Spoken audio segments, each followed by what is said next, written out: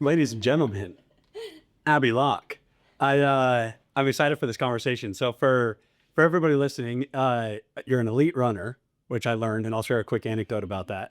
I also learned though that you're a writer. You're a I'm going to call you a sports nutrition running coach. Kind of all in one type of thing. Yep. And I think we might have a little bit of a comeback story to talk A little about it bit. too. Or passion or Right. types. Yeah. So before we dive in though, I got to just share the story of how I met you. So, for anybody listening, I've been dealing with running injuries for like the last year. And, it's funny, before we were started recording, I was telling you how much I love talking to runners. But anyway, I found that the stair stepper is like, I can finally get a little bit of cardio in and not, at least not make it worse. It's definitely not getting better, but that's for another day. But you were in like the row in front of me on treadmills, and you were like cranking on a steep incline on the treadmill, and I had never met you before. But I was like, dang, it's one of those, like, unless you've done it, you don't know how hard what you were doing was. Yeah, 15% now bellow. And like you were clipping too. And it was, I should share with you, it actually really inspired me and motivated me, because I was like, hey, I'm going to dig a little bit deeper today too. And then, I don't know, a couple days later, we were stair stepper buddies and got to chatting, and I realized that there's so much of a story there. So anyway, I appreciate you a ton for coming on, and I'm excited to pick your brain. Let's start with the running side of it. So I want to kind of hear about like your venture into running from the early days. Tell me a little bit about the beginning of your running journey. Well, I guess it would go all the way back to when I was a wee child. My dad said that like I always wanted to run laps around our house and like around our property. And he would entertain this idea by like fake timing me. And so, I mean, this was before I was even in school or anything like that. I was, doing barefoot lawn laps essentially. And yeah, I've just always been a quite like an active person. And then that carried over to, when I got into middle school and high school, I ran track, cross country. And I was always, a little bit reserved, introverted. And so I kind of found my people with the cross country people.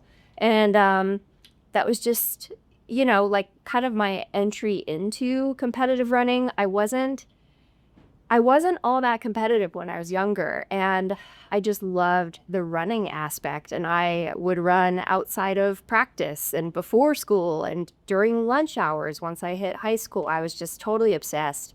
And that led to me not doing so great in competition because I was essentially overtraining myself from a very young age. But, as the years went on, I, started, I guess, like really digging into learning more about the sport and like actually seeing how I could, pursue it at a higher level. And I would say 2024 was when I really started to actually take it seriously and get competitive and light up at some like the bigger races.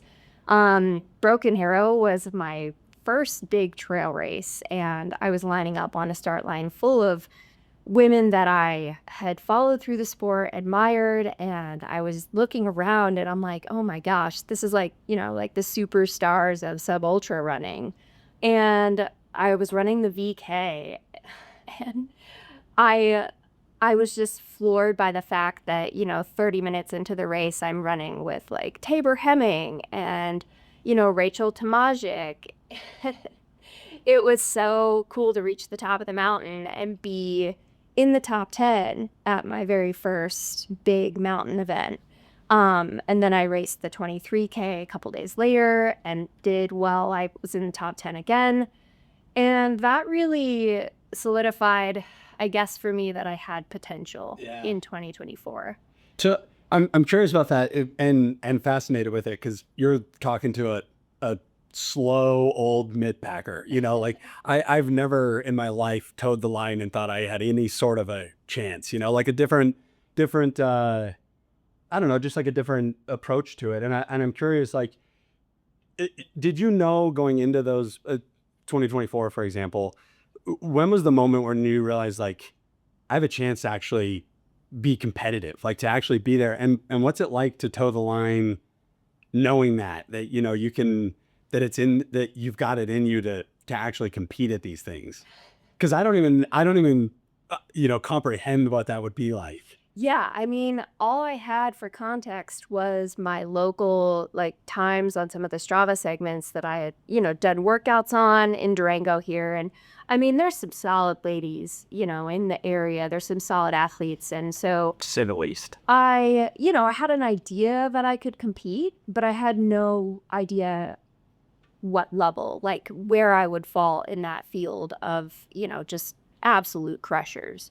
So to line up on the start line, there was a lot of kind of imposter syndrome for sure, because nobody knew who I was. I was one of the only unsponsored athletes in the lineup. It was just kind of, I was shooting my shot and it ended up going really well. And I gotta say, it was kind of shocking for me. So I didn't really know when I like lined up on that start line what would happen. So getting to the top of the mountain and looking around and being in that field, I was pretty floored by it. And it was, yeah, like fuel to believe in myself, Yeah. but actually start thinking about what I could do in the future. Tell me about that moment. So, I totally I'm getting that. It's like, hey, I'm gonna toe the line. I'm gonna give it my all. No idea really how this is gonna shake out. And then all of a sudden it's like, holy cow, I'm in the mix here. I'll use the term, I'm in the room, which is a weird place to be. I've been in the room lately at a few agency, things from the business side of it. And I know what you're saying in such a big way as far as imposter syndrome. I recently was it was like a retreat for agency owners. And I left there, I'm like, oh my gosh, I have so much work to do. I'm so far behind. And then I remembered, well, hey, I'm there though, like, which is something of itself. So I'm curious how your trajectory and kind of your mindset about the competitive nature of running shifted once you realized you were in the room, so to speak. Like, was it more pressure? Was it fuel to the fire? Was it confidence building? How did that change? Wow, I'm really glad you brought that up, because I think what happened was really interesting. At first, it was, wow, like I'm in the mix. This is so cool. And there was a lot of celebration around that. And gradually it did shift to pressure. And that was kind of a subtle shift that happened, I think, once I realized like, oh, wow, people are starting to pay attention, and there was more expectation around it for myself. And I am one of those people. I mean, I'm a type A perfectionist, recovering type A. I like to say, Get clarification. I definitely have those tendencies, and, endurance sport kind of, it caters to people like that. It rewards it in a sense. And so that's been actually one of the big lessons for me in the past, I would say, 6 to 8 months, with everything that we've, talked about. I guess I realized how important it is to not allow that pressure and that external, motivation to drive. It's important to not let that drive you. Yeah. Yeah. And it's such a delicate balance. So yeah. Like cause like I said, I think I relate to it in the business sense. No, by no means in the running sense, but it's like that balance of being grateful and excited for where you are, while also still, trying to improve and head forward and, advance and things like that. So yeah, it's, the pressure, I think, if not handled correctly, could definitely be a negative thing, but it sounds like it's turned into a positive thing. It has. I think with everything that I've been through in the past 6 months, 7 months, I think it was a huge shift that I had to embrace and learn from. Because really now my training is shaped by joy and curiosity.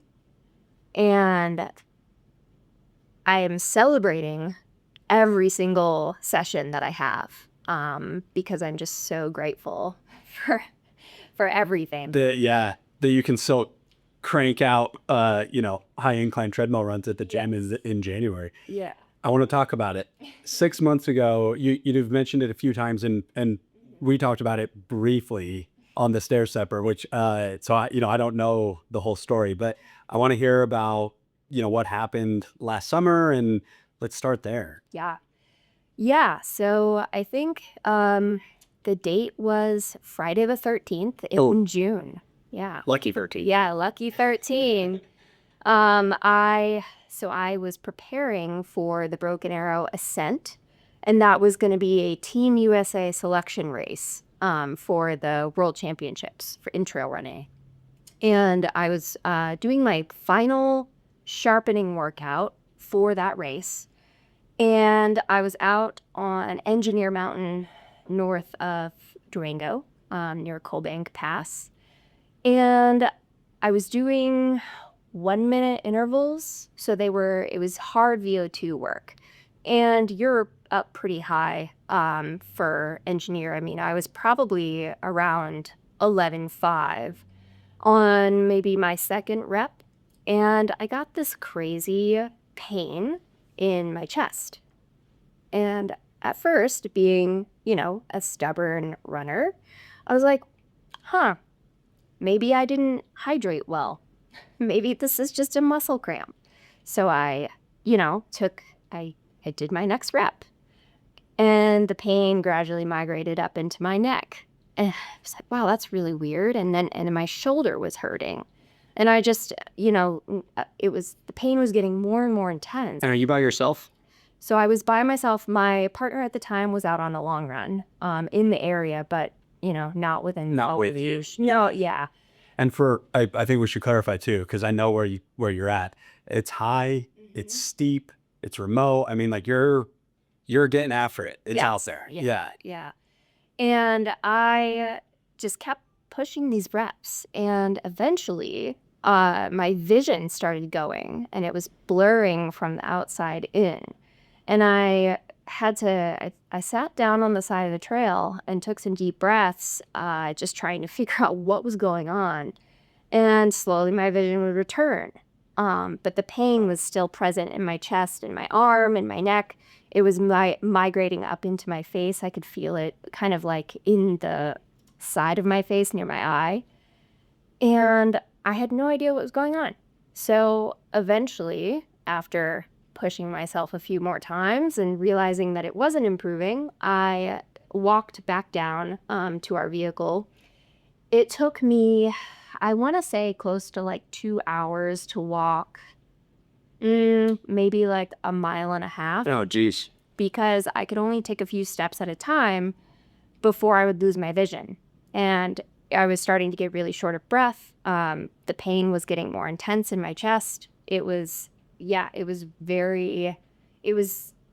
unlike anything I've ever experienced. Are you like in that moment? Are you scared? Like, are you panicking, or do you have any idea what's going on, or you just know that? I didn't know what was going on, but I did know it was linked to my breathing. I could feel my breathing getting very shallow, quick. So what I was doing was actually trying to slow my breathing down and just like breathe deeply into my diaphragm and try to get as much oxygen as possible, because that was clearly an issue. So I got back down to our vehicle, and I waited there for my partner to get back from his long run for quite a few, I think it was close to like 2 hours or so, like that. I don't remember. I was definitely panicking, at that point. And so when he got back, I told him, I'm like, I'm having breathing trouble. Like, I'm not sure what's going on. I need to go to the ER. And we go to the ER, and I jokingly say to them, I'm like, oh, if this is a panic attack, I'm going to be really embarrassed. And they're like, oh, honey, like, this is not a panic attack. You collapsed your lung. Oh, gosh. Yeah. that was and I had no idea you could even do that. Right. Yeah. And quick anecdote, but for 8 years, I was a volunteer EMT firefighter at Fort Lewis Mesa. And we dealt with a few, collapsed lungs, but they were always from trauma, car accidents, really. I had no idea. I didn't know that you could just collapse a lung. So was it from exertion or just bad luck? So this is an interesting, I haven't gotten a clear answer. I've been to some specialists. I've been to different doctors have said essentially it happens in tall, skinny men. I am neither of those things. So my official diagnosis at the pulmonologist was, we think you're just unlucky. Jeez. Yeah, that was pretty. And so since then, I've kind of been thinking about how our emotions are stored in our body. And I think for myself, I may have been carrying some unprocessed emotion that could have led to kind of coming to a head in the most stressful part of my training block. And so since then, I've been doing a lot of work around that, like somatic work, meditation, going to therapy and really digging into some of this that may not have a true scientific explanation, because that's really all I can do at this Yeah. point. Tell me more about that. And I don't want to get too far off track because I want to hear about, Yeah, what happens yeah. next. But that you just said something that I find fascinating because it resonates with me as far as like not necessarily being able to have the science behind it, but that our emotions, get stored in our bodies. I had a chiropractor on the show a while back, and he taught me all about how chiropractic care really is for our nervous system and, things like that. But it's interesting. It's fascinating to me that you would draw that correlation. Not that because I agree, actually, not that I'm curious how, like, when you look back on hindsight, and without going into too much detail, did you draw that correlation because there was no other explanation, or now when you look back in hindsight, you're like, no, that chapter was heavier. I was definitely stuff was bubbling up or whatever. Like, walk me through a little bit more of that, how you came to that conclusion of the emotions being stored in our bodies. I would say it's a combination of both. I look now at the circumstances of my life, and and this ties back to what we opened with that external pressure and like that external motivation and the expectation that we had around ourselves and our performance and our value, as athletes. I think I was driven by that external motivation and that pressure I was putting on myself, and I had narrowed my world to purely running. And that can be helpful, but at the same time, I think, there's some other interests and other things that feed us that are so important to have as part of our lives. And when we neglect those, it can kind of create this pressure cooker. And so, yeah, I would say it's the combination of being told that there's no scientific explanation for this, and also seeing what I was doing to myself in that time period of my life. And now I have this perspective that, I'm curious more than anything. I mean, it was definitely a traumatic experience, and at the same time, a huge learning experience. And I'm grateful for it. You mean to tell me that our value is not tied to our achievements? Right? Isn't that crazy? Dang it. I know. It's dropping a bomb on us, right? Yeah. Yeah, no, I relate to it on so many levels. Yeah. So tell me more then. Okay, so it's collapsed lung, obviously, ER. Running is core to who you are. I mean, we've kind of painted this picture now. Eh, Now what? And you were training for something that was really important to you that sounds like was, near on the horizon and things like that. What immediately happens afterwards? Well, I remember one of the nurses in the ER was like, I asked him, I was like, so I have an event in like, a week. Will I don't race? And he was like, oh no, you won't be racing. I saw you one of your Strava things recently was you had a little anecdote at the bottom of it that was like, okay, done testing if it's hurt. Like it is hurt, but it's Yeah, it's yeah. yeah, totally a runner thing to ask. And so really from there it was a wild journey because they they put in essentially a chest tube to reinflate the lung while you're in the ER. And then I was hospitalized for a few days to make sure that the lung was reinflating and readhering to the inside of the chest cavity.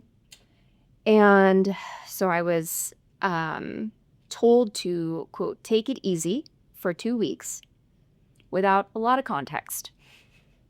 And as a runner, you can imagine what that may actually look like. Taking it easy is Our definition. different definitions than what the average person might do to take it easy. So I ended up, I believe I was on the stationary bike 2 weeks later and doing zone 1, very easy output, and I felt the same pain in the back of my neck, this time in my shoulder.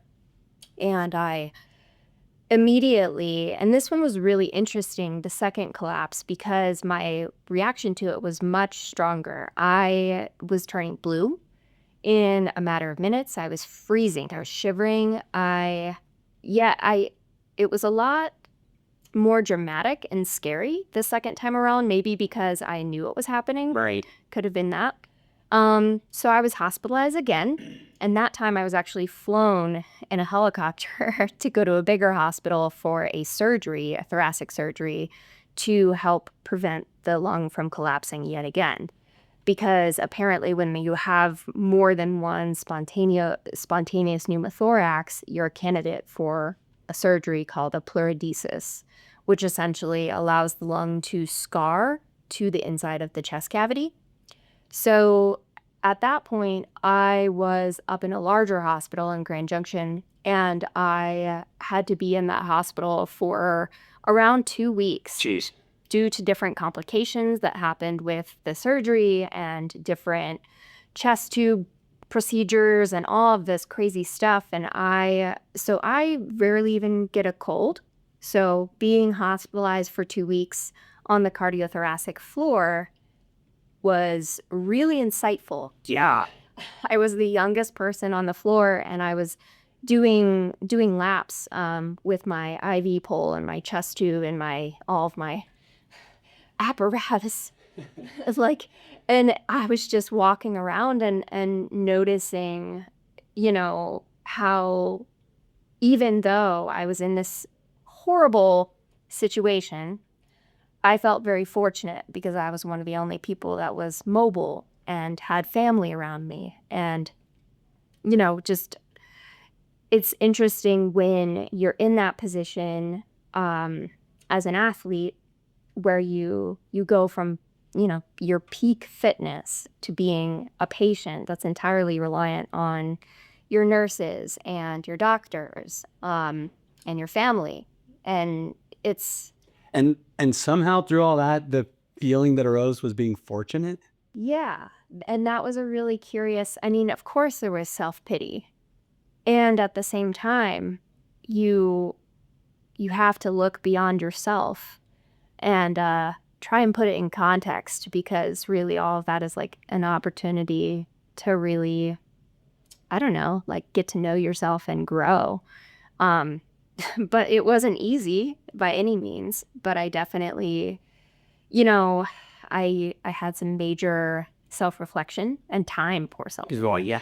Yeah. Plenty of time. Yeah.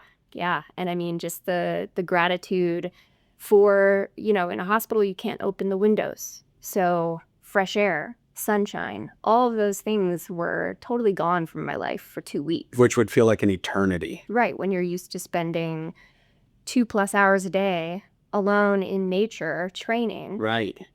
That's just, it's bizarre to go to that. I'm fascinated though that in even early, like obviously talking to you, there's the resiliency and, the mindset and all that stuff. And I would expect that to come at some point, no doubt about it. But I'm surprised that you were already starting to shift the outlook to positive and gratitude and things like that while in the hospital. Is that intentional? Any idea where that ability to have that mindset comes from? It's a good question. I think that it was just simply by maybe chance walking around the hospital and seeing others who were in much more dire straits than myself, and putting that in context of being like, wow, like thinking about all the things my body has allowed me to do up to this point. Yeah, I love that. And even though there was a lot of frustration and anger around, why did this happen to me? There was also, it was by necessity, I think, just to kind of protect myself and my spirit and everything, because, you can really go down the self-pity rabbit hole, and that happens really quickly. It's a nasty spiral to be in. Yeah, and what a fascinating sort of dichotomy, right? Of comparisons and being in the room. And again, I won't get us too far off track, but I find that really interesting that, we've talked already about finding yourself in the top 10, in 2024. And it's like, there's that, I'll call it comparison group, of like that room. And then there's the hospital room, for lack of a better, but literally. And what I take from that is how important it is for, that saying of like comparison is the thief of joy or whatever. But it's also like a balancing act, because especially for those of us that are chasing stuff and, not trying to tie our value to our performance and things like that, is that shift of that. And I think that that's an interesting balance of aiming high, but realizing that we have it so good, at the same time. And I just feel like that illustrates it in such an interesting way of that comparison, for lack of a better term. But depending on like our context of our situations and what we're looking at, pressure to perform, gratitude that, we have it as good as we do, that type of thing. It's fascinating to me. Yeah, absolutely. And I think one of the pieces for me was gratitude to my body for getting me through what could have been a really like scary situation. When I got to the ER the first time, my O2 sat was 100% with basically With one lung. Wow. Yeah. and up at really high elevation. And so to me, I attribute that to just the fitness that I had built. And I was, grateful to my body that it allowed me to get down the mountain safely and, get to the ER in time, and all of these things and even just like recovering from the surgery that the two surgeries that I've had. There is a second, which is absolutely bananas. I was in the hospital for that 2 weeks prior or after the first surgery, and they gave me really great instruction for coming back. It was essentially I was allowed 3 20-minute walks flat every day, and it had to be very easy, very slow. And that was until my follow-up, which was a couple of weeks later. And then I could gradually start progressing, like to hiking and actual incline and that kind of thing. 5 weeks after I got home from the first surgery, I was just standing at my computer doing some client work, and I felt the pain again. And it was not related to activity. I was just standing there, and my lung collapsed for a third time. And this time, obviously, you know exactly what's happening. Oh, yeah, I absolutely did. And again, I was flown back to Grand Junction, and another surgery, this time more aggressive, more chest tubes. I think I was hospitalized for 10 days that time. And that, coming back from that one was really tough because that was a mental hurdle that I was just, will I ever run again? And that was a real question. Yeah, I'm sure. Like, and I think that we can, I've had my share of running injuries, but this one, I remember sitting in my hospital bed laughing about the way that I would freak out with soft tissue injuries. And now I'm like, I have a vital organ. Real injury. I have a real organ, of a real injury with a vital organ that won't cooperate with my body. How am I ever going to run again? Let alone at a high level. Like, I don't even know if I'm gonna, be able to like jog a 5K. So yeah, I think that was like the lowest mentally that I had felt probably in most of my life. I can imagine. I mean, especially now too, where we're on our third lung collapse, our second surgery. It's now been, I'm going to call it a saga. I mean, it's been going on for, I'm trying to do the math in my head, but 10 weeks. So I think my most recent collapse and surgery was the beginning of August. Yeah, so June to August. Yeah. Yeah. Yes. And so that was, I mean, definitely a pretty dark time for me.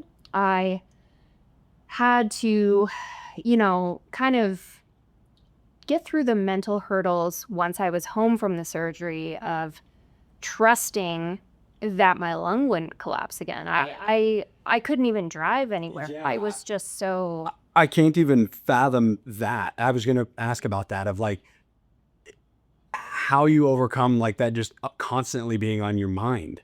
Yeah. Because it's like, fool me once, shame on, fool me twice, fool me three times, so to speak. But Yeah. I can't imagine, the psychological, obviously the physical toll is enormous, but then the psychological of like, when's it going to happen again? Yeah. I mean, and especially because the third one wasn't related to activity. Right. It felt very much out of my control. And should that be? Yeah. And that is a scary place to be. And at the same time, I really had an opportunity to lean in, I would say, to some other creative outlets that really allowed me to try and process some of this. So I was journaling, I was writing, I was painting, I was just trying to do things that were not activity related, that could still give me some sort of, fulfillment or joy in like the darkest time that I had faced in my life, essentially. Yeah. Because at this point too, I'm assuming little to no running, if any. No, I was struggling to walk during Gohasa River Path, and it's pretty flat. There are a few little bumps or whatever. Yeah. And I remember going on some walks with my roommate and just struggling to walk up some of those little hills, and just feeling like I don't even recognize this body because, I had gone from literally an athletic peak to, Struggling to walk. Yeah. Yeah. Walk me through the transition there of like, because I can imagine how discouraging that moment would be, because I don't know that people who aren't runners and really anything in life, but it's not like you lost a hobby. Like, it's core to who you are. It's your identity. You know what I mean? Like, it's not. And my work. Yeah. Yeah. I mean, Everything so many, revolves around it. literally. Yeah. To try to illustrate like just how massive, of a shift that moment is it's not like, something that you do every once in a while can't do anymore. I mean, I don't know how to describe it other than that, but like core to yourself is now, potentially. It's an identity loss. Yeah. Really. And Great word for it. And I think that I had to get pretty clear on, my path forward. I needed to shape a life that didn't revolve solely around running. That was a huge, shift that I had to embrace, because running is not going to be there for forever. It's a temporary thing, right? Like, we have to enjoy it while we have it, but it's fleeting. And so there have to be other things in our life that give us meaning, purpose, fulfillment. We can't have all of our worth tied to it.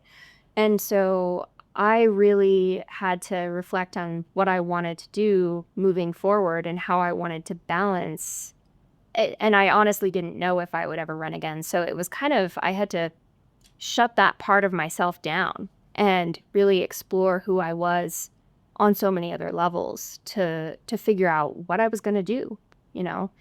And I've since started like thinking about, okay, how can I, because I love coaching. I love helping athletes like achieve their goals and like really digging into some of their life challenges and shaping a training plan that works for them.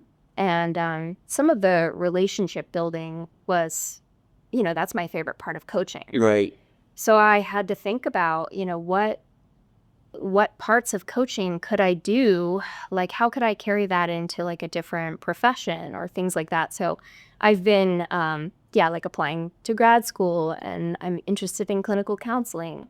How cool. Yeah. Yeah. Yeah, because and I want to hear. I mean, I started the conversation with how I witnessed, you just crushing it on an incline run. So obviously there's been, some good evolution. Oh, yeah. But I want to hear about.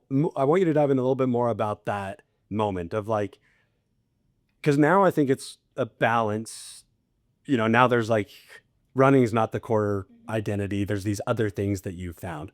But at the moment, it almost felt like it had to be a new, like, okay, I'm not going to be able to be this thing that I thought I was going to be. And now how did you navigate that? And what was that like trying to figure out, like you said, a loss of identity. And I don't know if it's an overstatement to say building a new identity. What was that process like for you? It was painful. It was truly painful and also kind of liberating in a sense, because I had to tap into the parts of myself that I think I had been neglecting for so long in favor of running, and realizing, oh wow, like I there's so much more to me. And that was a beautiful moment. And also you're mourning, you're grieving a whole other identity that's been lost. Right. So yeah, it was just a lot of mixed emotions, definitely. When did you start to dip your toe back into running? So my first walk run, I did walk run intervals on the river path in Durango, middle of September. I want to say it was like September 16th or something like that. And it was, I was wrecked. I was wrecked from like 1 to 2 minute jogging intervals on pavement. My body was just, I hadn't taken a running step in 3 months. Right. I had just been walking, hiking. I was pretty inactive. And so gradually from there, I started building back and layering in just very easy jogging intervals. It was really incredible to start from scratch because I was a beginner all over again. And it gave me new insight into just how hard it is to start running. Because I had been running for so long, I had never taken that much time off. Right. So it definitely gave me a new appreciation for those folks out there that are just starting. And, kudos if you're starting to run. Like, that is a really tough place to be in. Keep going. Yeah. You'll get better.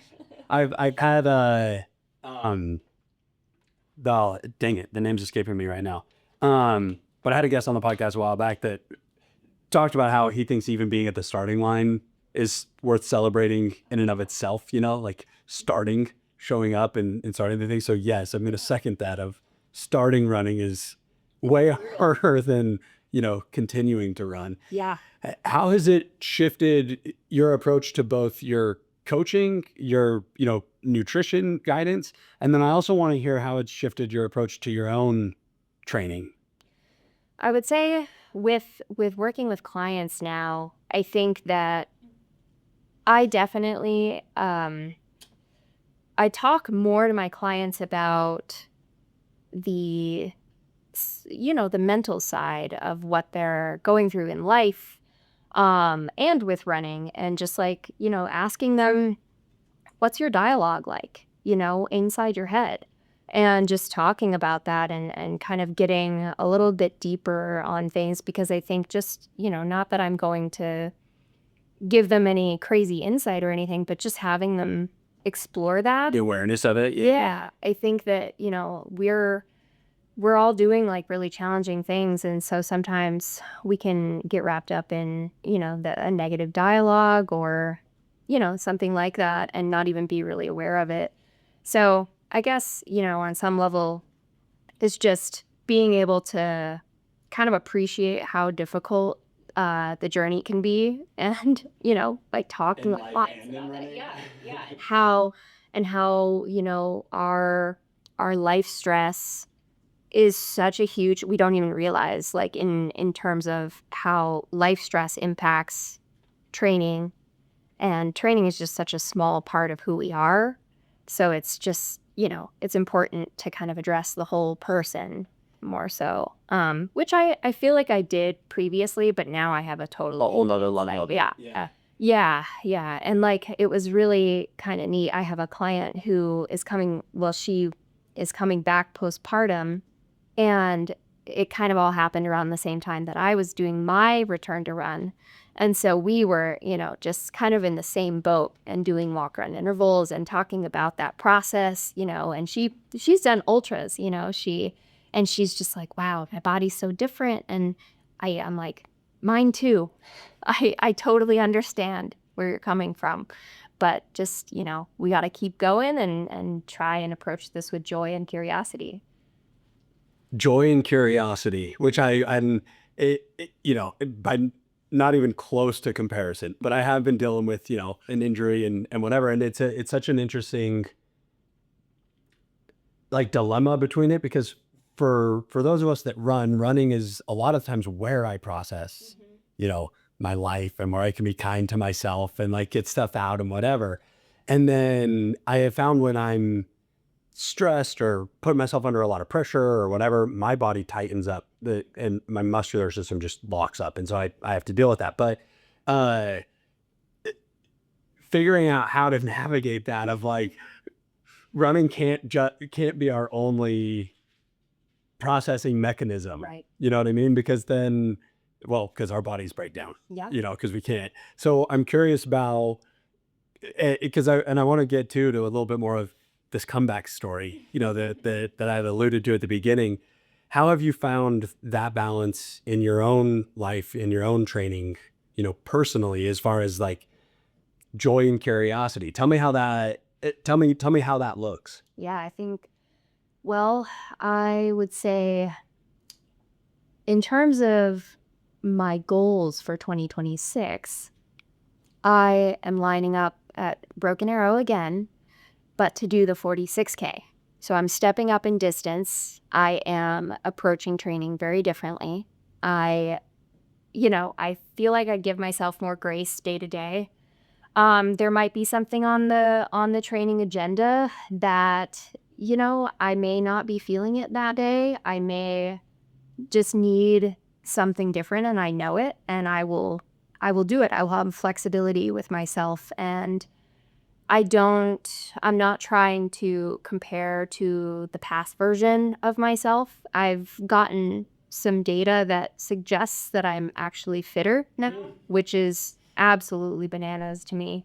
Um, but I think that, just when I'm out there on a run, I'm hit with these waves of just total gratitude and humility for just everything that I've been through, and the fact that my body is still allowing me to do these amazing things. And it's funny, I've been telling my friends that there, I think I've only had a handful of runs that I haven't ugly cried. just with gratitude and total overwhelm. You're looking at the king of the ugly cry. We filmed my 100 miler and I put it out there, and it's all like embarrassing for me, and really really vulnerable and whatever. Raw. But the second half of it is just me ugly crying Mhm. the entire time. But I love it because it's well. Anyway, we can buddy up in the ugly cry. Oh. Because I think the world needs more ugly cry. Absolutely. It strips you back to your raw humanity. What? Tell me, again, without prying too deep, but it sounds like there's like and maybe it is just gratitude, or maybe it is joy, or maybe it is curiosity, but it sounds like there's like such depth of emotion now tied to what you do that has changed, prior to the injuries and all of that. Articulated it for me a little bit. Like, tell me what's causing the, the ugly cry. And is it just that you're so glad that you're doing it again and didn't think that you were going to be able to, or what's at the root of that, do you think? Well, I think that it is largely I didn't know if I'd be able to do it again. I also, you know, with my health, I was really unsure about the cause of this. There was a potential for connective tissue disorder. There could have been a lot of scary reasons that this happened. And I, so far, have no reason to believe that there was actually a really scary reason for this happening. And so there's just gratitude for my health, that I think that as young people we often take for Take it granted, for granted. and I got to peek behind the curtain a bit with that and see what it actually feels like to be in the kingdom of the sick, Yeah. and how we take these little things for granted and often stress about, kind of in the context of everything in the universe, we stress over these really small things. And so I think that the ugly cry is just this deep appreciation for the human experience. And yeah, just this openness and curiosity about what is and what can be, I suppose. Deep appreciation for the human experience. Because it's not fun a lot of the time. And learning to appreciate the suffering that we actually all will endure at some point in our lives. To appreciate that is pretty bizarre, really. So I think that that's a lot of where that actually comes from for me. There's so much there. I love it. I mean, it's we're never like thankful for hard times, and I mean, obviously we would try to avoid them as best we can. But I love that the perspective that you have, and I share it, that like there's almost this, you're glad that it happened. I'm kind of sensing of glad's not the right word, but I can sense this like appreciation for what the shift did, and in a lot of ways, I guess, being kind of grateful for adversity because of the perspective shift that it's forced. Absolutely. Yeah, I think, and now because I'm dealing with a little bit of a knee issue right now, but again, not panicking. That feels like no big deal. It feels like no Yeah. big deal. But I think I'm just in a place now where running is a tangible possibility for me. And running at a high level is. And that's got to feel so exhilarating. Like coming from, I mean, you talk about the swings there, and we have this like peak health, peak performance, crushing it. All of the things that you went through, thinking that maybe you won't ever be able to run again, to now being back. I can't imagine how just exhilarating that must feel of like, Yeah, it is pretty insane, honestly. It's been a ride, and I must say I just am always like kind of every time I go out for a run, I am floored by the fact that I'm doing it again. That you get to. That I get to. Yeah. You know, even just, and it was funny the other day, I had a really crappy run. Like I felt awful. Like, you know, and if you're a runner, you know how those runs are. They're just like, you feel heavy, you're tired, or like you just, there's nothing that feels good about it. Yep.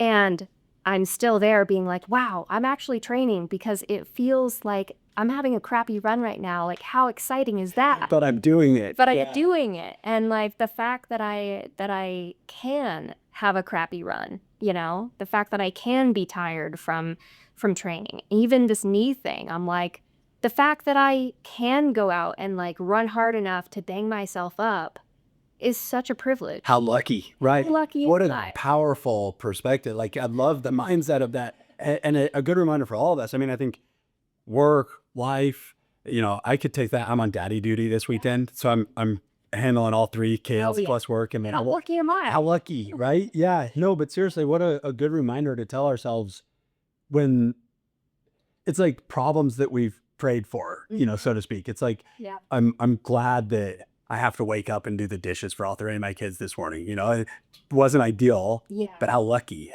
to have a knee that's banged up from getting to run a bunch. I love that. I love the mindset. Tell me more about the race. When's Broken Arrow? June 20th is the 46K. And you're already doing 100-mile weeks right now? No. I think I did like a close to an 80-mile week with a big long run workout. And this was funny because I did the long run workout, went great, took a weird step somewhere in there and like came down weird on my knee. And it was feeling good. I took a rest day and then I like jumped right back into training. And I think that's where I messed up. So I'm nursing a bit of a knee thing right now. So I'm also on the stair mill quite a bit. Yep. The stair mill's a great tool. Love it. Thank goodness for stair mill. Yeah, really. You can do it when you're totally broken. So yeah, I'm taking a couple weeks to kind of regroup and think about, you know, and it's funny because I think in the past I would have panicked and almost, you know, maybe doubled my training volume through cross training just because of that kind of panic feeling like, oh no, I gotta can't lose fitness. Yeah. But when I think about not running a step for 3 months and then being able to return to run in the way that I have, fitness is so sticky that I would much rather give my nervous system a break because maybe that's what it was asking for. You know, when this knee thing popped up, maybe my body is like waving a little bit of a flag at me like, hey, you know, like remember all the lessons that you've been going through, like let's return to We're supposed to listen to those? Yeah. Oh, Yeah. there's my problem. Mm-hmm. So I think, you know, even with this knee thing, I'm trying to approach it differently and really kind of integrate some of the lessons that I've taken away from all of my health stuff. Yeah. Well, Abby, thank you so much. Well, my gears are just cranking. It's so fun to hear. It's so fun to hear more about your story, and it's so fun to see the takeaways that you've had from all of it. I mean, I love hearing the joy, the curiosity, the gratitude, and the swings, and what a comeback. And it's gonna be fun to see where this goes because like I said, I relate to it, I think, more in the business sense than a running sense. But there's something about like enjoying the journey makes you better at it too, you know? yes. And it doesn't happen overnight, but it's like, what are you chasing? You know, are we chasing the money? Are we chasing the podium? Are we chasing, the thing? And then when we have those moments where the perspective has to shift of like, I get to do this. At least I'm in the race. At least I'm still in business, or whatever these things are. My theory is that the outcomes, evolve too, which it's going to be fun. It's going to be fun to see. Yeah, I'm very excited with this new perspective of just like truly enjoying that process. And of course, there's goals. There's big goals. Of course, it's scary goals. You got to have those. But at the same time, I'm secure in the fact that my worth isn't tied to that outcome. Yeah. And that is a really freeing feeling. Empowering. Yeah. Yeah. Yeah. Oh, I love it. I have a gift for you before we wrap. So these are our inspired by example shirts. Love it. Because you're doing exactly that. You're inspiring by example. Before I even knew you and I saw you crushing you made me dig deeper. You inspired me then. You inspired me now. And I just want to tell you thank you so much for sharing your story, for coming on, for giving us some of your time, and for inspiring by example. So it's gonna be fun to see. It's gonna be fun to see what you do. Thanks for having me. I look forward to being a stairmill buddy next year again soon at the gym. Can't wait. Thank you. Yeah, thank you.